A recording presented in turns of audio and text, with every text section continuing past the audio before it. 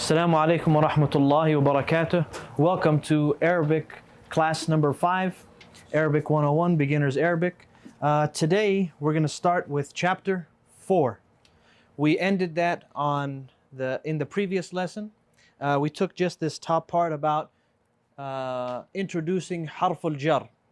And if you're familiar with harf al-jar, like we stated last class, we said it is one of those 5 letters that we've taken. There are more, from min, ila, an, ala, fi. Very good. I'm glad you guys memorize them that way. And what that happens is it'll come in front of a word, a noun.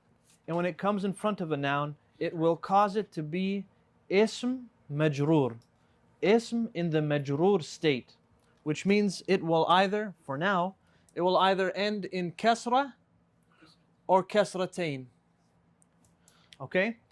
So now what we're going to do is we already did this section alif. We're going to do now section ba. Okay? Where the picture is. And I'll read a couple of sentences, then I'll choose on a few of you to read them. So it starts out and it says, Aina Muhammadun. Ma ma'na aina? Where? Aina is where. Aina Muhammadun, where is Muhammad? Huwa fil ghurfati. What does that mean? He's in the room. So, very good. We say he for huwa fil ghurfati, in the room. Now, we've learnt that we're supposed to say al ghurfatu, right?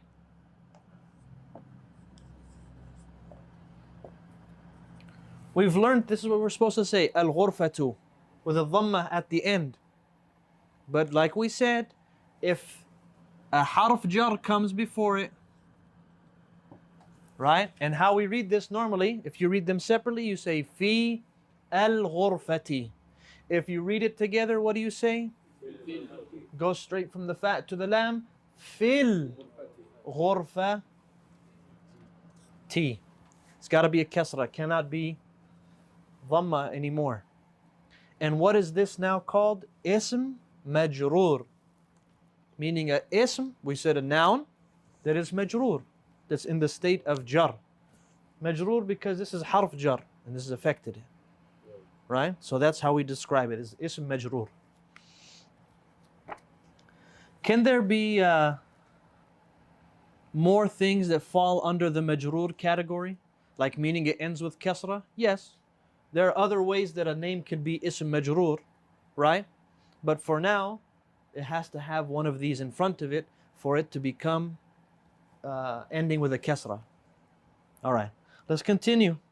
وَأَيْنَ يَاسِرٌ. Where's Yasir? Right? He said, هُوَ فِي الْحَمَّامِ. مَا مَعْنَى الْحَمَّامِ. Very good. And hammam, in its broad sense, not only does it means bathroom in its broad sense. Because like now when we say bathroom, it usually means the toilet. But bathroom really means like bathhouse. Right? Like you know where they have those hot springs and people go there to, they go there for showering. They go there to, just enjoy the hot spring coming out of the ground. They go and bathe there. That's what a hammam is. A spa, like a spa. Right? It's kind of like a spa. But it also means the restroom when you say hammam, right?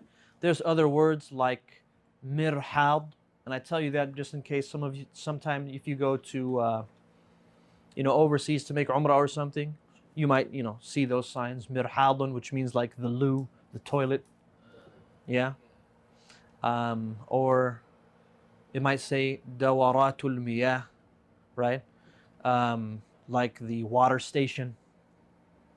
Okay, it's all referring to bathroom. But for now, this is a universal word, hammam.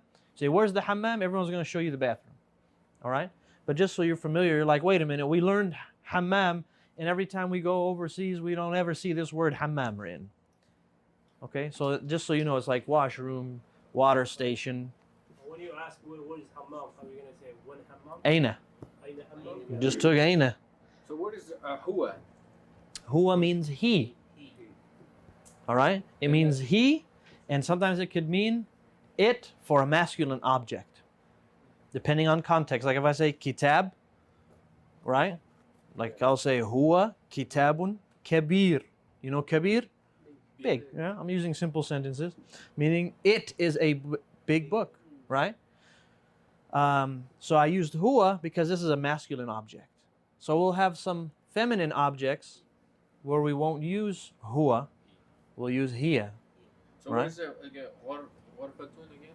Al-ghurfatu means room, any kind of room, bedroom, living room. It's all considered room, right? Next sentence. وَأَيْنَ آمِنَةُ. You guys notice how the name Amina ends? Does it say Aminatun? No, it doesn't. And you're going to also see in the next section all of the female names, if you turn the page, and where it says Alif on page 23, right? There's two columns. There's a column of male names and there's a column of female names. All the female names here that end with a ta end with just one dhamma. All right? So take that for now, and when we get to it, I'll explain it further. But for now, it's Aminatu, just one dhamma. Wa aina aminatu? وَأَيْنَ آمِنَةُ is a female name. What does that mean? Where is Amina? Where is Amina? That's my grandma's And name. very good. That's that's a nice name. That was also the name of the Prophet ﷺ's mother, Amina, Aminatu bintu Wahbin, right? So, wa'ayna is and where, right? And that's why you hear Ismail sometimes when they say wayn al-hammam. They combine the waw and ayna together instead of wa'ayna al-hammam and where is the hammam? They just simply say wayn al-hammam. It's like slang. It's a little slang, it's true. Because we know you're not allowed to combine alifs, or you can combine alifs that don't have the hamza. Right? Does that aina have a hamza on there? This is what we're calling the hamza. This is what we're gonna call the hamza. Okay? So normally this is and where. And you say it wa'ayna. That's the correct pronunciation of it. And a lot of time when people are talking, they just immediately erase this and they say wayna. It's useful to, just so when you hear it, you're not thrown off, right? When you're talking to somebody, the only, very few people are going to talk to you like this, classical Arabic. Maybe I'll talk to you that way. Sheikh Abdul Aziz will talk to you that way. Maybe a couple of other people who learned Arabic properly will speak to you this way. Everyone will understand you, and they will even try to mimic you. But in reality, they're not going to be able to, because yours is based on foundational. So they'll try to mimic you, and you see they're going to chop this up. They're going to get some of these right, they're going to get some of these wrong. But, your goal for learning this is not to be like, oh, I know your language better than you. It's so you can understand the Quran, so you can understand the hadith, understand the religion. If you don't understand the Arabic language, you're always going to be asking people, tell me what this means, tell me what that means. You're always going to be in Taraweeh, and you're always not going to know what's being recited. And it's always going to be dreadful for you. It's always going to be long for you, right? Not if you're learning this classical Arabic, which it's unique because even the Arabs, when they read Quran, many of them come across words that they don't know. So this shows that, it put the strength of the Arabic language in the Quran, didn't put, everyone on a level playing field, but it put them on a similar playing field where even the Arabi today has to go learn Arabic to fully understand it. Yeah? This is, Okay, Is- so Yes, Omar. What is it? What's, the one? Matba'u? Okay, so we're learning about Amina. Hiya. Now we have hiya. She is. She is. Or it is for a female object. But right now, it means she because it's talking about Amina. Hiya fil matbakhi. Kitchen. In the kitchen. Same word. Matbakh. Kitchen. How about if there was no fi in front of it? How do I pronounce matbakh? If there's L, I say al-matbakhu. Right. If there's no L, I say matbakhun. Very good. I don't want you guys to just immediately forget about Marfu'. Remember, the majroor state is the kasra. When it ends with a dhamma, what's it called? مجرور. Marfu'. When it ends with a kasra, it's majroor. Ends with a dhamma, marfu'. Let's keep going. أين الكتاب؟ هو على المكتب. ما معنى مكتب؟ Desk. Desk. Where's the book? It is on. Yeah, it goes by context. So where's the book? It is upon or it is on the desk. وأين الساعة؟ هي على السرير. Where's the watch? Where's the watch? الساعة is a watch. هي على السرير. Why did he use هي? It's feminine. Oh, yeah, I'm sure. Yeah, it's feminine. ساعة is feminine. Very good. So how do we know which one is feminine, which one is... You'll know because many of the words in the Arabic language, when they end with this ta, they're feminine. Many of the objects that end with this kind of ta, they're feminine. Okay? Not all of them, but many of them. Most of them. Why did you say it's used something? It's because it's feminine. I said, why did you say هي على السرير? You see this next section? Oh, yeah. Here. Why did he say here? Okay, got it. Because sa'a is feminine. Sariya bed, right? Sarir is bed. Very good. Ajib. ما معنى أجب? Answer. Right? Ajib, you answer. Ajibu. All of you answer. See the difference? Okay. أين الكتاب? Amir. That's the question. What do you answer? Mm-hmm.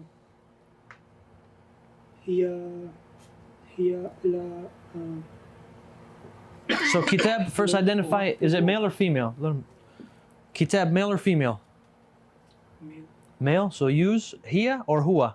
هو Good. So now tell me huwa. هو هو من مكتب. Okay. So it's the, if you look, it's the line before the last. So look to the left. هو على مكتب. Okay. مكتبي. Huwa alal على المكتب. maktabi. Very good. So it's huwa alal maktabi. It's on the desk. And some of these words are all new, so don't worry about them. You get them wrong, you know, you pushing through. The main thing is you keep going. All right. أين محمد؟ عبد المجيد.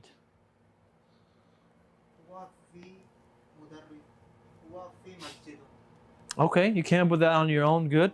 Huwa. All right. So which one do you want to say? In the masjid or a masjid? In the masjid. So that means you have to add what? Good. And now combine fi and al. Okay, now say it all together. أين محمد? That's perfect. Huwa fil masjidi. Very good. All right. In the book, he's in the ghurfa, but he must have met a different Muhammad in the masjid. Is that correct? Okay. Nadim. When do you use أنا and وأنا? Ana. أنا and وأنا. What's the difference? So you mean the first word, aina? أين and وأنا. Okay. So aina means where. Come on in, brother. Bring in that squeaky door with you. Aina means where, right? And when you just say wa, it means and. So that's basically what they're saying. Where is Muhammad? And then after you answer, then he's just asking you, and where is? Okay. So wa means and. All right, Nadim. Turn the page to 22, and it's at the top. Aina sa'atu. Yes. Hiya ala al-maktabi. Very good. You don't have to answer exactly what's there as long as you're using a harf jar and as long as you're using the correct dhamir. What is the dhamir? Huwa, hiya, you know, anta, anti. That's what I want to see from these usages here. So, أين الساعة? Your answer was hiya, because it's female, ala al-maktabi. Very good. What's the name?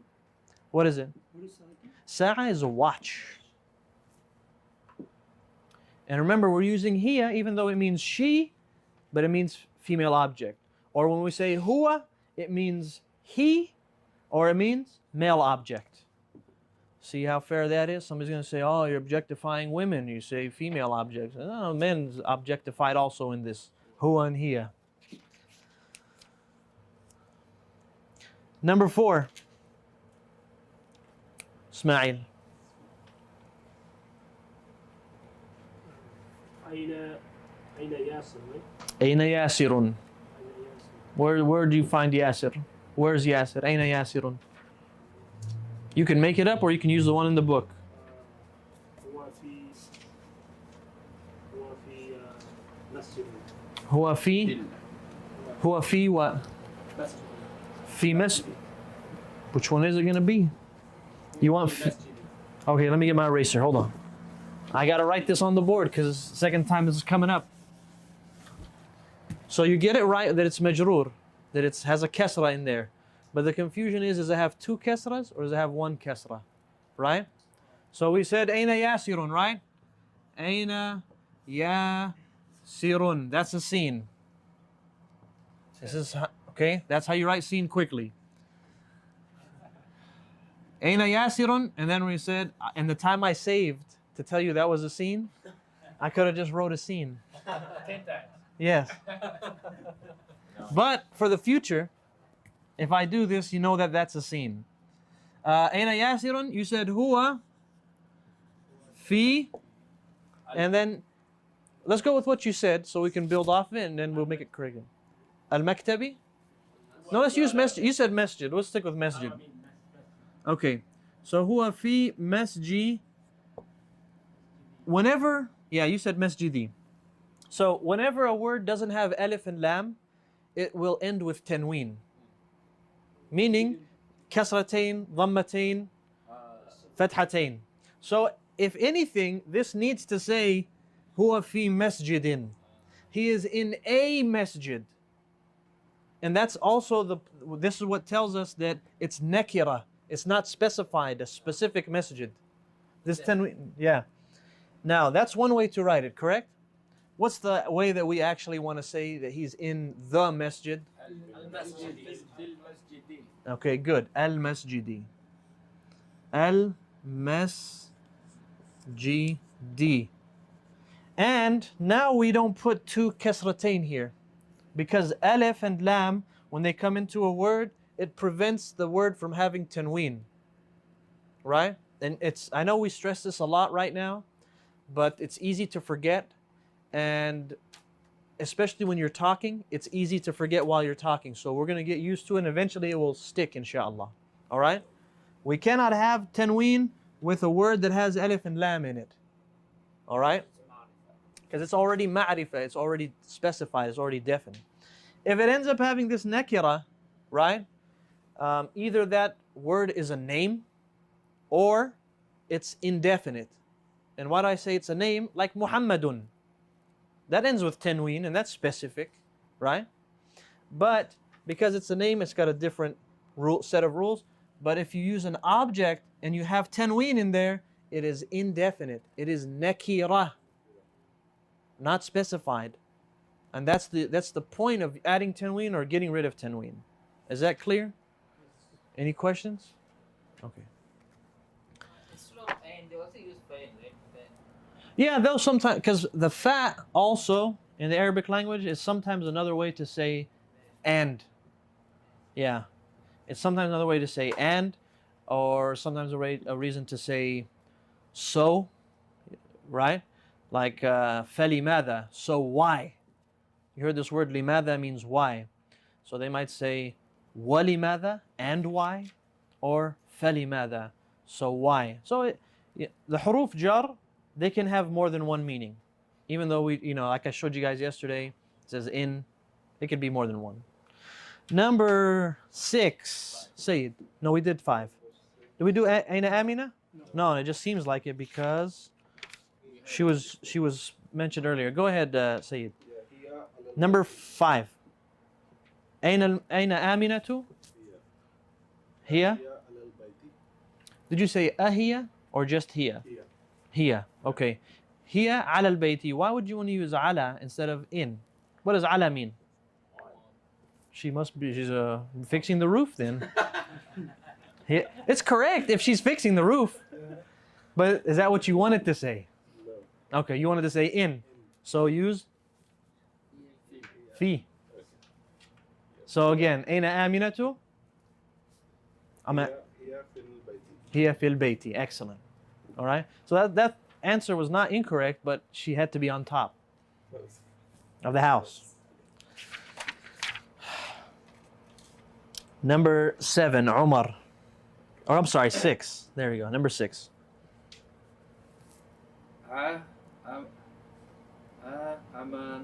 There's a lot of alifs there. Aminatu. Aminatu. Aminatu fil ghurfatu. Fil? Ghurfati. Fil ghurfati. Why T? It's female. No. Oh, fil. It's fil. Because fi is there. Yeah. Yes.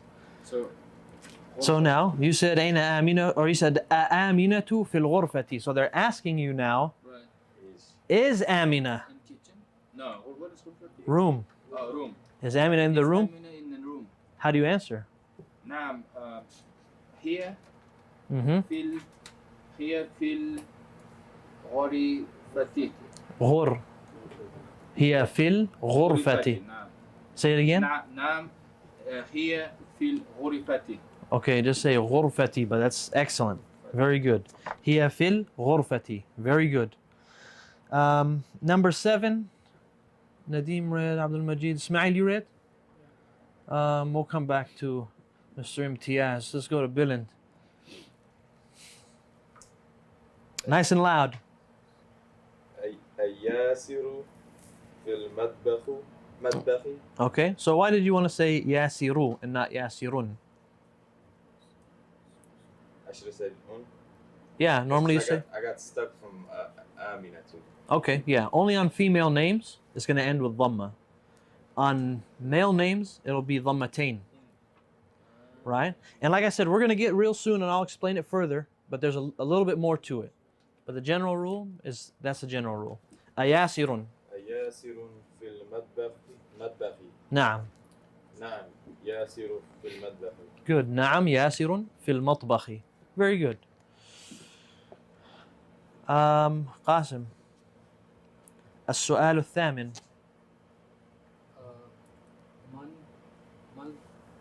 من. Instead of man, say men. So you get the correct pronunciation right.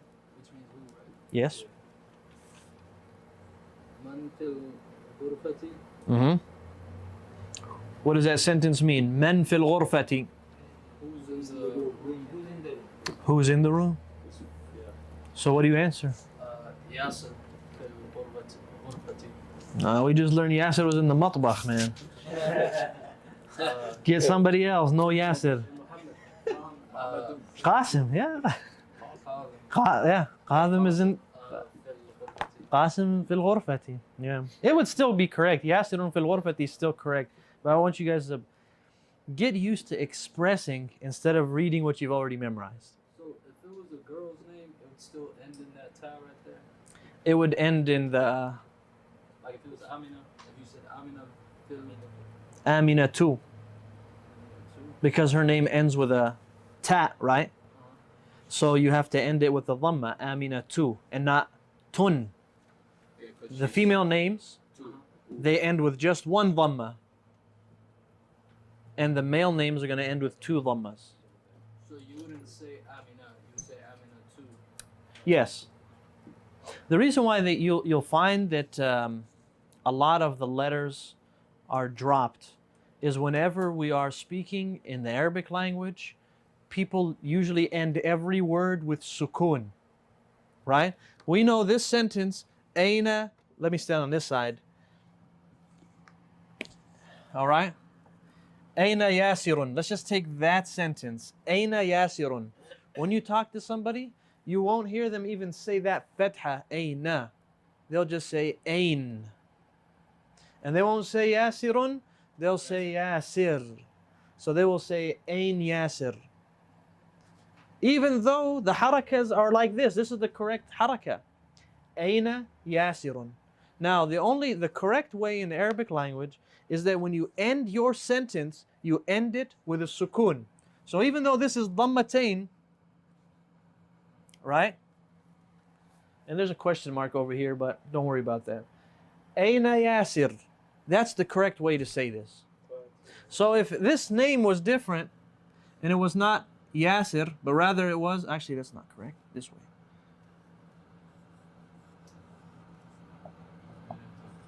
Right? Aina Aminatu is how I'm telling you guys to read it, so you get familiar with what is the true harakah of this. But if you were going to say it in a speech, and this was the end of your sentence, right? You say Aina Amina. And you pronounce this as a sukun. Aina Amina. Well, when I'm answering, Amina's in the beginning of the sentence. So even then, would somebody be able to stop it with the sukun or not? It would be considered a grammatical error, but I mean, that's how everyone talks nowadays. But it's considered lahn. Lahn meaning like slang in your speech or deficiency in your speech. But that's how everyone talks now. You're not going to find any normal Arab today tell you Amina tu fi suqi. He's going to say Amina fi suq, and he's not going to stop. You said, and you also said Ghurfati is a female object, right? Yes. So if you put a male's name on it, you don't have to do anything to Ghurfati to make it male or anything? Ghurfa is, that's it. That's the only way to describe it. There's no male version of that word. Yeah? You're not going to say ghurfun. Yeah, maybe in its plural, ghuraf, but that's a different issue. Yeah, do our names have a marfu state? All of you guys' names are marfu' state. All of them. Amir, it's Amirun. Right? Umar, his name is special where it doesn't end with tanween. So it's Umaru. Okay? And there's a reason for that, and we're going to take it, we're going to get to it. If anyone's name is considered a foreign name, it also does not accept tanween. Yani. My name, for example, is considered a foreign name, even though it has an Arabic usage, Jibreel, right? Its Arabic usage is Jibreelun, Jibrail, right? Actually, I said Jibreelun. It's incorrect. It's Jibrilu. It doesn't end with tanween, Jibreel. Why? Because its origin has Hebrew origins. It's foreign, right? It's, and similarly, any name that is not Arab, it will end with just one dhamma. So Bilind, it would be Bilindu. It wouldn't accept tanween, right? Mudaffar, that's Arabic. It would be Mudaffarun, right? Abdullahi, that one is, the Abd has a dhamma. And we're going to learn why it's, has a kasra at the end of Allah. Ismail, right? Does it have tanween or not? Ismailu. Huh? Foreign. Even though it's been made Arab, but it's originally foreign, just like Ibrahim. It's originally foreign, meaning non-Arab, right? And then it was made Arab. How do you say Musa? Musa doesn't have a halakha at the end. Words that don't have, there's no Musa, it's Musa. It's stuck like that. Same thing with Isa. Because there's a ya there? Because, well, it's a alif, yeah. Yeah. Sayyid, Sayyidun. Abidun. It's also Arabic. You're Arab, man. Sorry. All right. Abdul Majid, Muhammad Imtiaz, Nadimun, also Arabic. Nadim is Arabic, yes. But it's from regret, though. Does it mean regretful also in your language? What does it mean? Someone who accepts? So someone who accepts? I guess, yeah, I can probably have that. But usually when you say Nadimun, it means like regret or regretful. Like you did something and you're regretful, but, it has a different meaning in his language. So, it means like someone who accepts, which, be like open-minded or, respectful or something like that. Good. But it's, so it would have tanween. All right? Yours also tanween, Abidun, Sayyidun, it's all tanween. Number 8? Number 9. Men fil ghurfati, and then what did you answer, Qadim? I said Qadim. Yeah. All right. Number 9, Abdullah, and then you're going to do number 10, Mudaffar.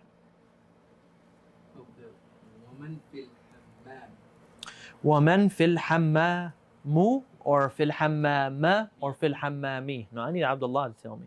I know you know already. I need Abdullah. And why? Because of fi. What is fi? And what is hammami? Ism, very close. Majroor. I gave you a lot of questions, but you were handling yourself well. Very good, Abdullah. So it's ism majroor, meaning affected by jar. That's what majroor means. It's affected by jar. But very good. That was excellent. Mudaffar, give me number 11. What is it? Oh yeah, I do. Oh, definitely, yeah. I was so excited that you got all those harakat. Man fil hammam, what does the sentence mean? Who's in the bathroom? And then the answer? You see, you wanted to use a controversial name. Hamzatu. Huh? It's... Wait, is that men or not? That one is men. Who? And you can tell by context. Because if you say min, it means from, which doesn't make sense. So that's how you know it means men. Yeah? No difference between man and woman. And who? Wa is just and. Yeah. All right. We're going to say Hamza 2 only. And the reason why that one doesn't accept tanween is because the way it ends is it ends with this kind of tat, right? It ends with that kind of tat. And I promise you, we're going to get to it. I mean, you just got to wait. Hamza.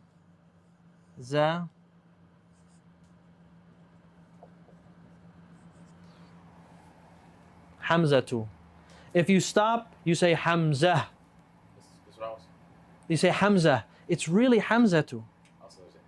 There's a ta there, but you never hear anyone pronounce it, right? Like the same thing with this name, in very common. Meme. That's a meme. What's this name? The real name is Fatima too. The complete, I shouldn't say the real, the complete name is Fatima tu bintu Muhammad. See how I didn't stop? That's how it's supposed to be. Fatima tu bintu Muhammadin. Fatima, the daughter of Muhammad. I said Fatima too. That's what it's supposed to be. If you stop, Fatima, you call her Fatima. You stop like that.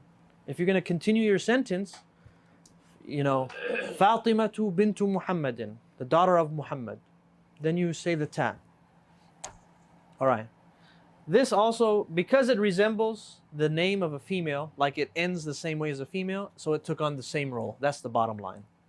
It took on the inability to accept tanween. That's what happened with the name Hamza, even though it is male. Right? Because remember we said male names are going to end with dhammatain. And then I said, well, most of the time. This is most of those times not happening. It's like that with the Taz too. Like It's also like that with the female names. For female names that don't end with this ta, guess what they take? They take dhammatain. Can you use an example of a name Like Hind. But all the Taz, they take. Like there's a name Hind, right? Hindun. You could say Hindu, or you can say, not as in Hinduism, right? It's just Hindun. That's a name? Yeah, Hind. It's actually Hindun, not Hindu. Yeah, I mean, if you call her, What does that mean? what is it from? I believe it's from Hanada. Something have to do with like kindness or something like that. Something along those lines. So should I do all the female names that end with Ta? They all. All the female names that end with ta end like this. Aisha, 2. Right? It's Aisha 2. And it's not just Aisha. People don't know that.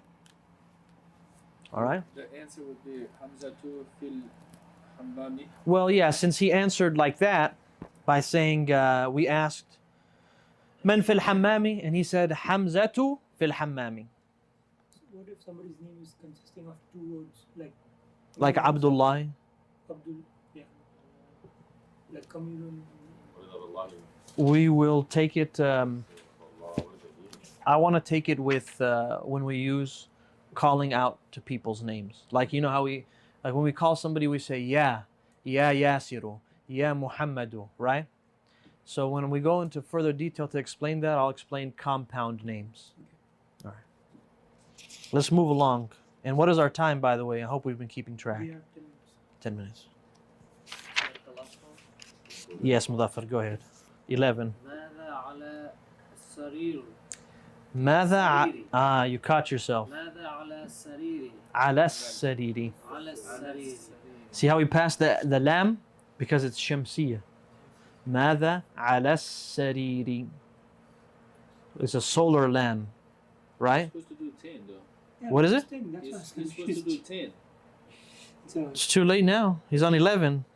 I was confused. What is it? No, ماذا على Yeah, he's already done 11. We're already going with that. ماذا على السرير. What's on the bed? What do you have for me? Very good. قط على السرير. Very nice usage. A cat.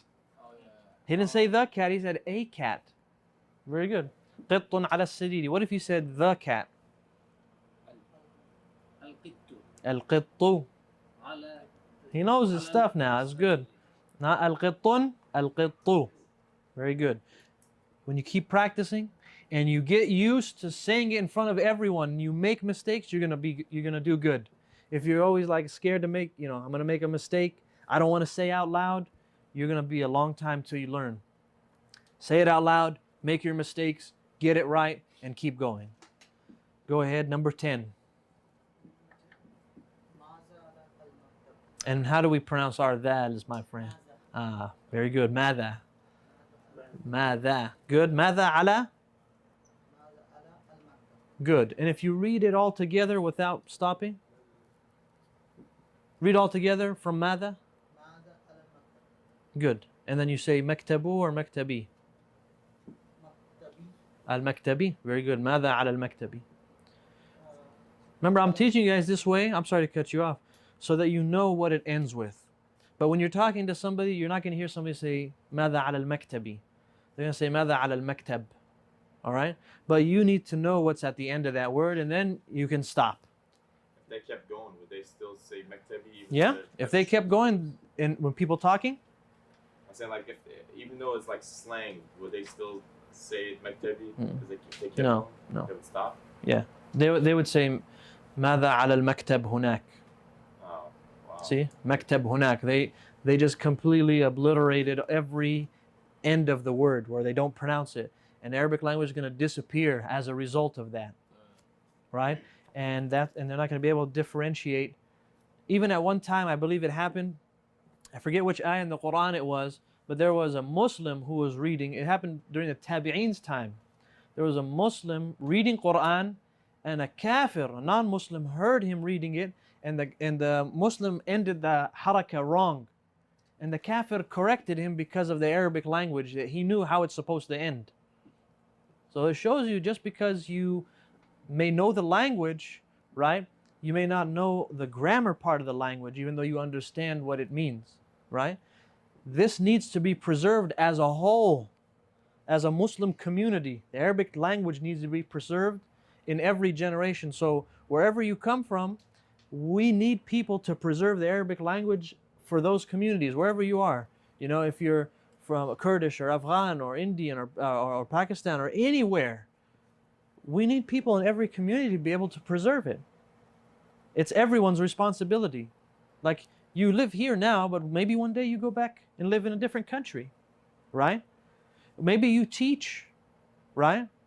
So you don't know which community you're going to teach or which people you're going to be around. So this is a Muslim obligation. It's not the Arab's responsibility. It's a Muslim obligation that is on everyone. That religion belongs to all people. The last prophet was Arab, yeah. But just like he fulfilled his obligation and he spread the news, everyone else, take it and make it yours and fulfill it properly.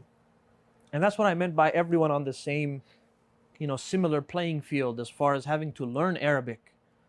Well, I'm telling you, wallahi, I know only a handful of Arab that can, figure out if this is a sukoon or that's a dhammatain. Like they'll know what these are, but they don't know how that word is supposed to end. They just don't. You never know. I mean, when we were growing up here, my parents spoke Arabic, but as, we grew up here, we spoke English most of the time. Even the younger siblings spoke English to my parents, and my parents responded in Arabic. The middle ones and the older ones used to speak to our parents in Arabic, and then they would speak to us in Arabic. So what's a real thing that's going to happen to you and your children is they're not going to speak to you in your mother tongues. They just won't. They're going to speak to you in English. You can try as hard as you can, but the more siblings they have and the more time they go to school, they're going to start speaking English. And they're going to take on the culture of English culture. When you speak Arabic and you understand Arabic, you start taking on, that's just a known thing. Any nation that goes into another place, right? What's one of the first things they do? Change language. Even the U.S., when it came to, or the Europeans came to America, they used to capture Native Americans and forbid them from speaking English. You know that? It was actual rule. Like it was punishable. It was a crime.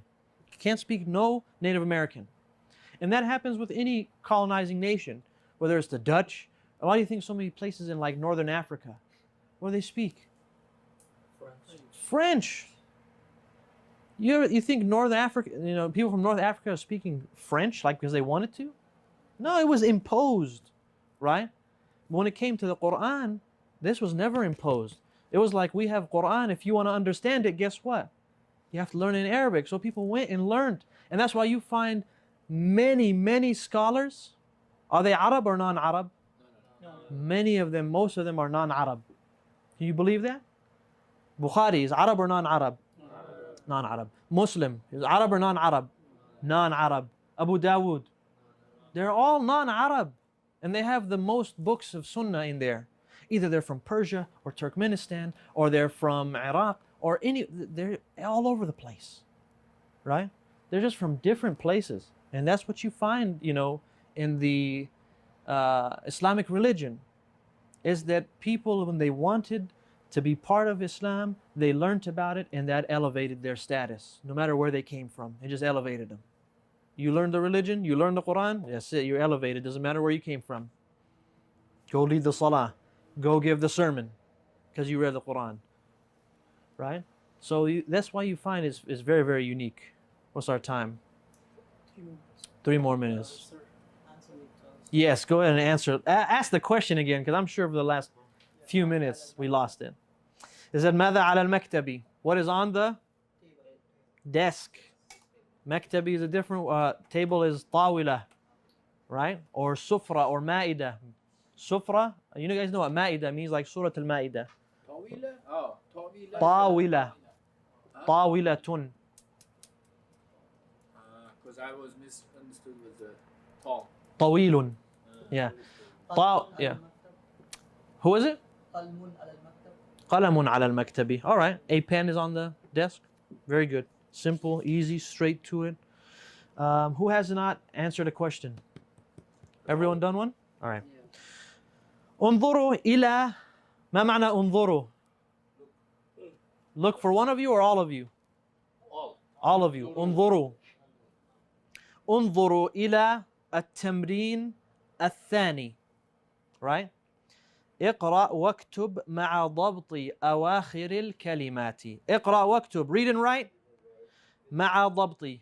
While punctuating or placing the harakat at the end of the word. مع means with or while. Okay? المدرسة. What do we say? المدرسي. No, just the first word. المدرسة تا. The word right there. Oh, two. Keep it in its original state. Very good. Don't change it unless there's a reason to change it. Meaning keep it as marfu'. Keep it as dhamma.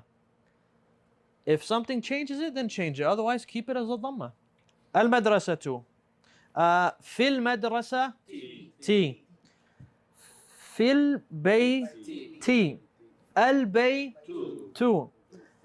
Good. الغرفة 2. الحمام مو في المطبخ المكتب على المكتب على الكرسي That has a double one because it ends with a shadda. الكرسي السرير Good. على الكتاب في المسجد It's good practice. You guys are getting it, alhamdulillah, very good. I'm going to go ahead and read this next section. الطالب في الجامعة right? الرجل في المسجد أين التاجر هو في الدكان القلم على المكتب أين زينب هي في الغرفة أين الورق هو على المكتب Alright, let's go through these. I'll explain what they mean, and then we have one small thing to clarify, and then tomorrow is when we'll start this two-section column. Okay? الطالب في الجامعة. What does that mean? Student is in the university. جامعة 2, right? And it says في, so جامعتي. الجامعة is the university. الرجل في المسجد. The man's in the masjid. أين التاجر? Yeah. Where's the businessman, right? Where's the merchant? هو في الدكان. He's in the shop. In the shop. دكان is shop. If I'm going too fast, let me know. Do I need to slow down? Okay. القلم على المكتب. He's on the desk. The pen is on the desk. Very good. أين زينب? Where's Zainab? هي في الغرفة. She's in the room. Look at the name of Zainab. Zainabu. It's Zainabu, right? And it still did not end with a ta. But again, because it's a female name, right? It's going to take on that form. All right? It's still going to also end with just dhamma, one haraka. So, even though there's a question mark, we won't say Ana Zainab. What is it? Because there's a question mark and we're going to stop there. Will we not say Ana Zainab? It's correct. Traditionally, when we do read a sentence and we get to a point where it ends that way, and I will allow you guys to do that afterwards, you would stop on a sukun. So it says Aina Zainabu, but since we stopped there, we would say Aina Zainab. But because I want you guys to get used to what the last haraka is, believe me, there's not going to be any shortage of you stopping on a sukun. And that's actually how a lot of people get away with not, if they don't know what's at the end of the word, just say sukun. You can't get it wrong. Right? But you're not going to learn and know what comes at the end of that word. All right? So technically it is correct. But for now, once we get a little further in the book, and I know you know how it ends, then you can end with a sukun. Last one. أين الورق هو على المكتب. ما معنى ورق? Where is the paper? Paper. Yeah, where is the... It's on the desk. And it's not just one, it's not one paper. It's papers. Waraqun is plural. Waraqun, How do you know it's waraqun? because singular is waraqatun. One single sheet of paper is waraqah. Waraqatun. Waraqa. Waraqun. It doesn't end with a ta. Yeah? Yeah? So it's papers. Papers. Yeah, where are the papers? They are on the desk. You see also huwa here, because it's plural, is they. Huwa means they. Well, it means he. But It means he, but if it's talking about objects, it's going to be whatever that object is. but it translated means they Yeah. in this situation. Yes. Don't worry, we'll take it, we'll take what is they for people, and how to describe objects in plural and whatnot. Okay? Let's stop there. Page 22 is where we're stopping. We'll continue again from tomorrow. Jazakumullah khair, barakallah feekum. I'm sorry, next week. Read this section before you come to the next week. All right? I'll see you all next week, inshallah. Assalamu alaikum.